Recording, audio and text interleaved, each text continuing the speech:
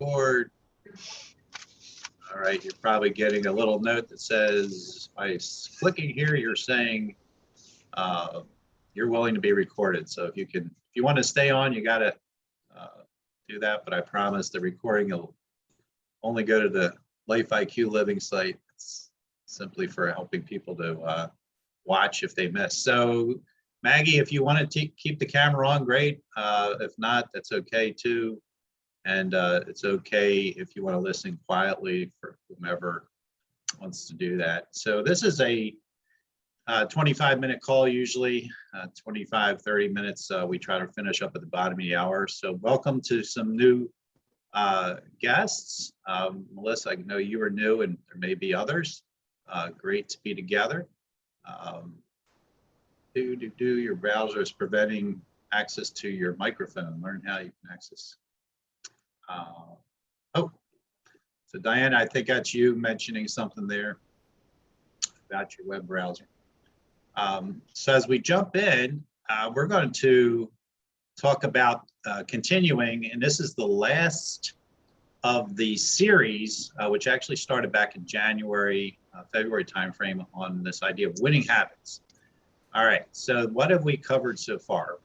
We've covered this idea of identity, know yourself, who you are, how God wants to show up in your business or job, and avoid the comparison trap. And I'm going to put the link, it's on the very last slide, but if you've missed any of these recordings or the information, you can always go back and watch them. Again, they're only 25, 30 minutes long. Second one is practicing the daily habits of success. So here, we were talking about a couple of things. One is managing the calendar so that we work strategically and avoid overwhelm. And the other piece that we talked about was the spiritual aspect, which if you were in these call, you'll remember where there's like a morning, noon, and end of day prayer that I've shared and practiced, which is part of that daily habits of success. So it's that partnership and allowing that full partnership with the Father in these in our days. Third topic is to manage your thinking, having a mindset to believe and trust, because whatever it is that God ends up inviting us to, leading us to, it's a stretch out of our comfort zone. So if you could do it on your own, if you were comfortable doing it, you probably wouldn't need God's help a whole lot. And so we talked about mindset and how to manage our thinking. So that's a huge topic always. So today we're going to talk about margin. So giving yourself time with God, self-care, and healing. So it says it all starts with margin. If you have no margin, you have no mission. And what do I mean by margin? Margin is enough time, energy, mental space, finances to live the life God has for you to live. And the idea is if you don't carve out, if you don't tend to being aware of your time, your energy, your mental space, and your finances, it's going to be hard to live mission. I will say, especially with the area of finances, sometimes we use that potentially as an excuse. I know it can often be a challenge, like, God, you said you wanted me to, lead 6 million people or however number it was out of Egypt and to the promised land, but I don't think you provided everything we need, right? So there's going to be times, and it's certainly the case, on the journey, we need to stay in partnership with God and trust Him to provide what we need, whether it's enough time, energy, mental, or finances. What I've seen, and you probably have experienced this at some point, I know I sure have, you can flounder, get frustrated when the desire is strong for change, to move forward, to go somewhere, but I'm unwilling, or I have a hard time making some of these hard choices to create margin. So we're going to talk about 4 areas of margin here. Carol, I'm going to mute you real quick. And if you want to talk or add something, it's only because I'm getting feedback from your line. Is that all right? Yep. All right. All right. So 4 areas of margin that we're going to look at. First one is spiritual self-care, physical self-care, relational and mental self-care. So I'm putting this idea of margin into this context of self-care. You have to create it. You have to nurture it. You have to allow it to happen. So spiritual, physical, relational, mental. If you follow or track any of my newsletters and the blog I post, this was the topic, and these were the 4 areas we talked about in the month of June. So this is really a culmination around that topic and information. So first, spiritual self-care. So spiritual self-care, defining it, is taking time with God to be with him. So the emphasis is on the idea of being with him. I heard it said again this past week, and I'm certain that it's true, and that is the number one priority that God has for us is relationship. All the things that he can and wants to accomplish and see happen in the world and the universe, whatever, his number one priority with us is always relationship. That's where it starts. I was listening to a podcast, and the guest was sharing that same thought, and they mentioned a couple of different people where their relationship with God sort of started taking a back burner and became stale, and because of that, they ended up losing the position or the influence that they had. And he said, if we don't necessarily nurture and care for that relationship with God, eventually he may give us a forced Sabbath, so to speak, a forced rest, not to necessarily be punitive, but to get us back into relationship with him. Tapping into what does spiritual self-care produce? So it's tapping into God's unlimited resources and trusting that if we live like he leads, then he'll provide what I need and often more. So the spiritual self-care gets me into a mindset where I'm not thinking it's all up to me. If it's going to be, it's all up to me. It also keeps me from trying to control outcomes and results, and trying to manipulate situations and circumstances, which is really this third bullet then. If I don't address self-care and healing, spiritually, physically, emotionally, relationally, then my desires and unmet needs will end up creating some kind of belief. It'll create a belief in me, some kind of a thing that I think is potentially the case or the truth or whatever, that ends up driving my behavior, which will then keep me either running in circles or even to destructive outcomes. And when that happens, that is me living beyond my limits. And I don't know about you, but I've experienced some of these things in my life. It's never a fun experience. I'm speaking from experience, so trust me. And if you don't have to learn this way, then don't. But yeah, running in circles, getting frustrated, or even destructive outcomes, and that could be ruining relationships or ruining a situation or ruining whatever that might happen. So spiritual self-care, again, huge, something that we have to address and really keep top of mind. All right, second one is physical self-care. It's the idea of us caring for our body as the temple of God.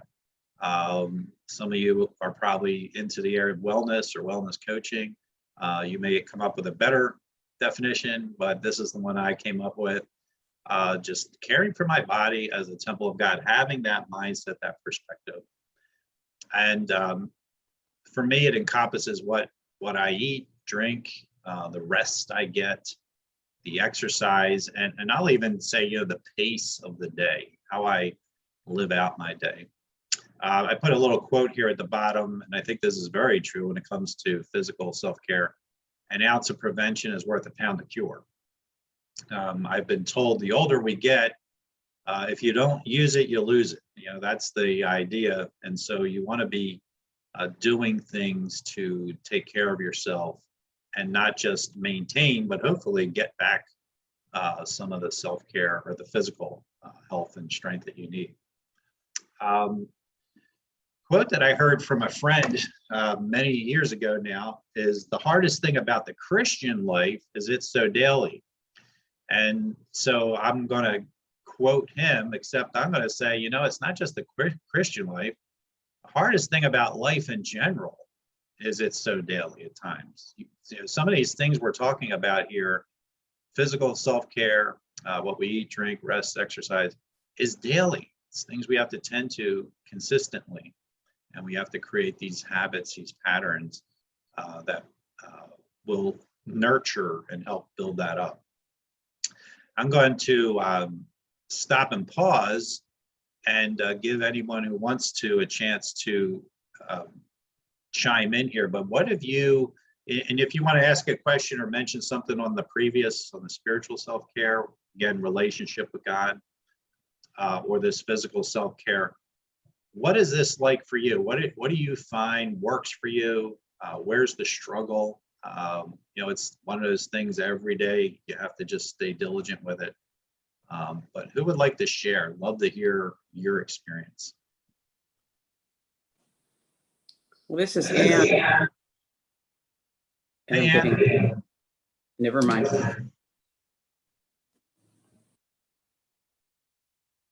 Oh, it's like she started to talk and maybe got interrupted. So who else? What do you notice about your own experience? Oh, let's see. This is Carol. Feedback. Hey, Carol. Hey, so I find they are so intertwined, the physical and the spiritual. They're not separate entities really, because if there's something going on in my spiritual walk, it affects me physically. And it might play out in ways of, if there's something off spiritually, then I'm not taking care of myself as well as I should. I might eat things I shouldn't eat due to stress or whatever. And I think it goes the other way too. You talked about that, you know, part of that self-care is how we pace our day. And, you know, if my day is full of one stressor after another, and I don't do something in the midst of that to even shoot up an arrow prayer or something in the middle of the day to help with that, then it affects everything else spiritually as well. So they're so intertwined. That we can't really separate them, I don't think. Yes. Well, yeah, that integration you're talking about, we are one whole, and all those areas all fit, which is why I mentioned them as things that we have to tend to. That's good. I appreciate that, and that sense of not tending to one or the other impacts all the others. There's going to be that impact. And conversely, if we tend to, then it helps all the others as well. So it's not just the negative side, it's the positive, how it helps. All right, good. Anybody else want to chime in? This is Crystal. I find that when I am doing a good job with self-care in the spiritual and the physical arenas, things just go better.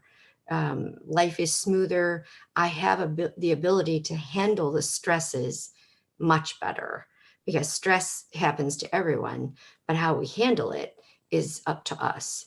So I have the ability to control a lot more of my emotions better when I'm in the presence of God on a regular basis, and when I'm physically active, even if it's just a walk. Mm-hmm. Yeah, boy, you're hitting a really great point that I'm sure we've all heard before, but it's so true, is sometimes you just got to get up and move. Yes. Just move, do something. sitting there, especially if you're feeling that anxiousness, stress, whatever, is not very helpful. But getting up, moving the body, get out of that space. Yeah, thank you, Chris. That's good. All right, so let's jump over and talk about relational self-care. So on this one, quoting from probably, I guess, him and Townsend, Henry Cloud and Townsend, right, are the relational gurus when it comes to boundaries. So as we're going to talk about, boundaries define us. They define what is me and what is not me. So clear relational boundaries then guide us to know where our responsibility ends and responsibility begins for others with whom we are in relationship. The tricky part is recognizing this. So I would suspect all of us have had times where we've had some boundary conflicts and some boundary issues. And so part of that relational self-care we want to talk about or address today is specifically around boundaries. So thinking about an indication or indication of boundary confusion is when we ask others to do for us what is our responsibility, or we create unhealthy beliefs and behaviors which engender a codependent relationship. So those are a couple of indications that there may be some kind of a boundary confusion going on, is when we're looking for others to do what is something we should be doing or our responsibility, or creating unhealthy beliefs and behaviors to engender codependent relationships. We often know when a boundary is crossed because we can start to feel resentment toward another person. That happens maybe when somebody walks into your 6-foot space at the grocery store. Now, maybe that's not happening anymore in your neck of the woods. People are not wearing masks if they're vaccinated or whatever, but I tell you, an interesting thing happened. You're in the store or whatever, everybody's watching that 6-foot space, right? And checking the boundary. And so you can start to think, what? Why are that person standing so close to me? Why are they doing whatever? They even put the little marks on the floor, right? So you knew where to stand, so you didn't cross the boundary. But that's a good example of this thing of recognizing where are the boundaries. They were clear. You could see where you're supposed to be or where you weren't. All right, so I shared this as part of one of the emails I sent out this month, and it's the boundary worksheet. And so it's also in the Life IQ Living page, and I believe it's in my resources page. But this is a simple little worksheet that I put together, and it's bigger than this. This is just taking a couple of lines out of there. So the first question, where does my responsibility end? So I put down as an example, okay, a boundary is taking on somebody else's problem.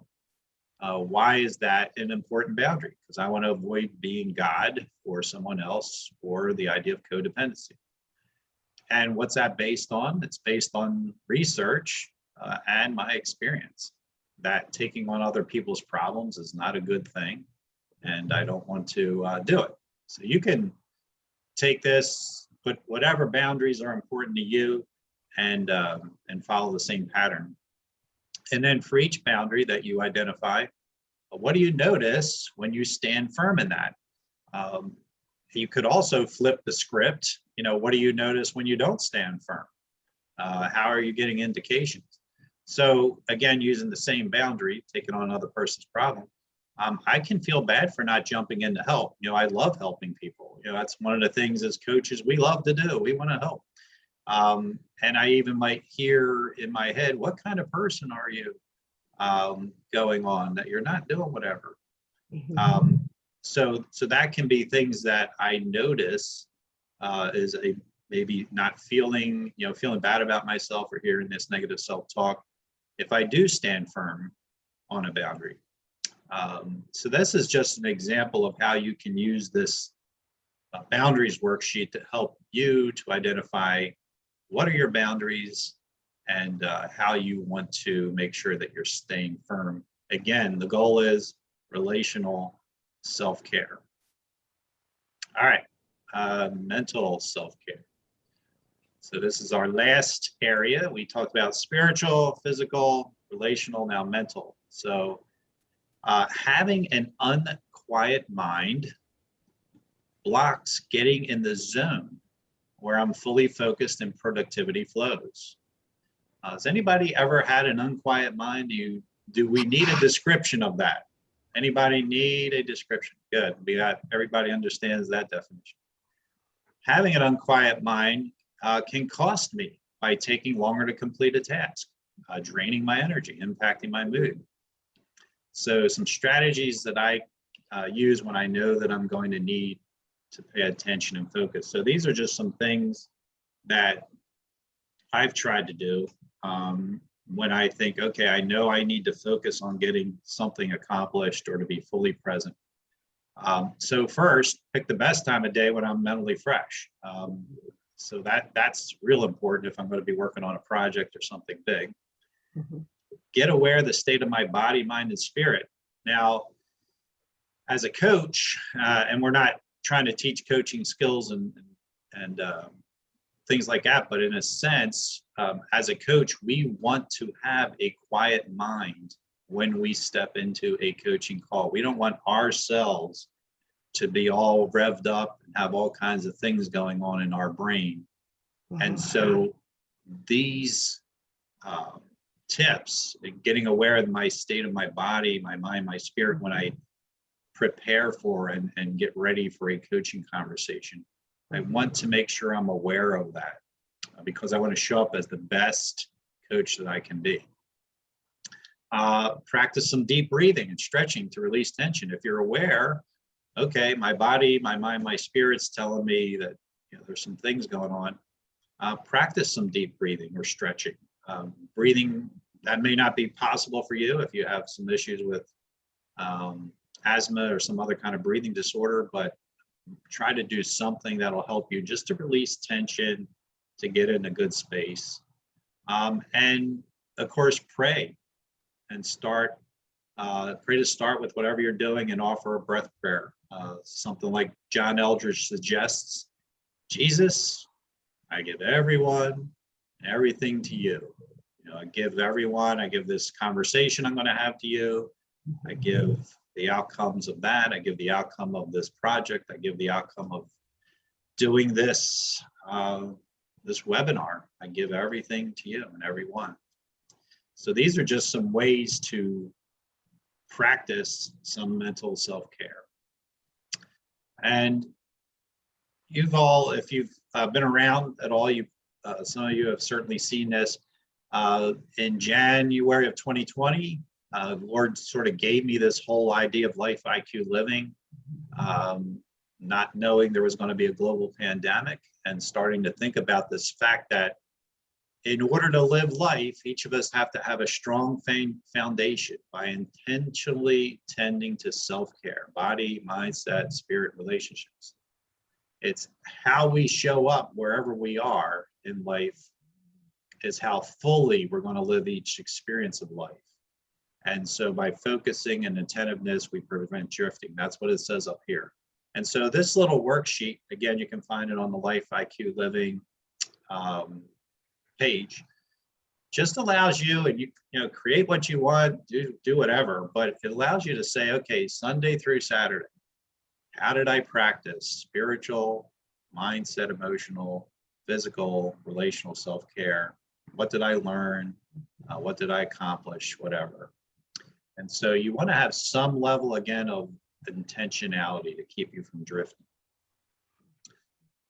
So resources as well, besides the Life IQ Living, we got the Pause app, the worksheet that I was just showing you, and the Boundaries worksheet. These are all things that you can use. The Pause app is free. If you look for that by John Eldridge, it's just a really great way to practice spiritual self-care. The Life IQ worksheet I was just showing, in that Boundaries worksheet we showed earlier. All right, so wrapping up. coming down. So some opportunities for development. So there is a Christian Coaches Network International, Winning Habits. I'm going to be presenting next Tuesday on the habit of daily habits of success. It'll be an hour. So if you were part of the one I did through Life IQ a couple months ago, I'm going to be expanding that. There'll be some new content there as well. So you're more than welcome to join, but you have to go to christiancoaches.org, I believe it is, and register there.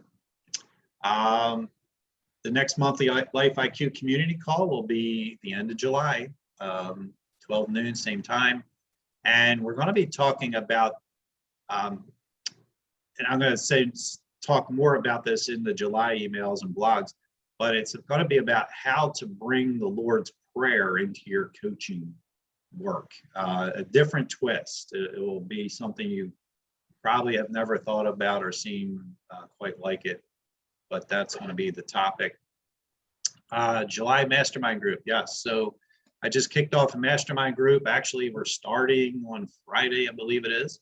That group filled, but if you're interested in being a part of one of the mastermind groups that I lead, they're 6 months. Some of you are part of one, and registration for that for the fall group, which would be in September, is open. So let me know.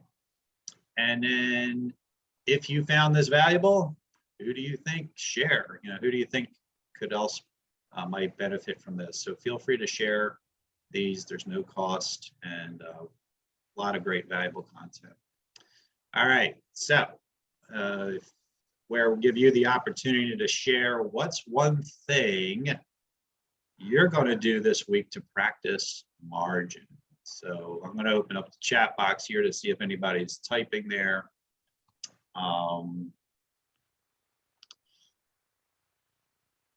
Who would like to share? What's one thing you're going to do to practice self-care?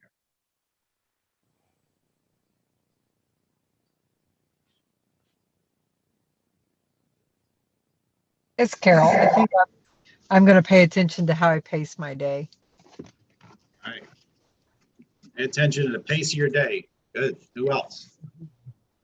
Real quick. Start calling them. This is Crystal. I'm gonna start getting back to my normal routine. I've had company visiting for 2 weeks, so All right. time to get back into routine.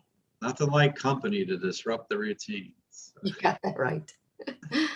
who else? One thing you're going to do.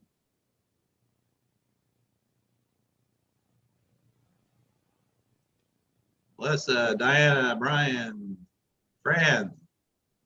And I know you got feedback there, so if you want to practice eating without doing anything else. Okay, very good. Got it.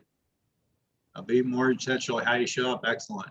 That's a huge one. Honestly, boy, we just go from one thing to the next, don't we? And we're not aware of how we're showing up, what we're bringing, which is a concept, again, that Eldridge talks about, is this idea of give your self space for transitions. Even if it's a minute, just take a minute to get yourself into a good place as you transition. Michael, I think that the thing I'm going to incorporate this month is in my preparation routine for a coaching call to incorporate breathing. Just 1 or 2 minutes of just pausing and breathing, just as I'm kind of walking through my routine for that call. Yeah, it's good. Very good, Brian. Thanks for sharing. Anybody else? I think we've hit the bottom of the hour, so I think we'll just stop there. But thank you all for attending. It's always good to be able to see this great group. Thank you for the opportunity to be investing in your world, your life. And I do trust that what God's planting into each of you will continue to grow it. And look forward to seeing you next month or sometime between now and next month. And stay in touch. Take care. Lord bless.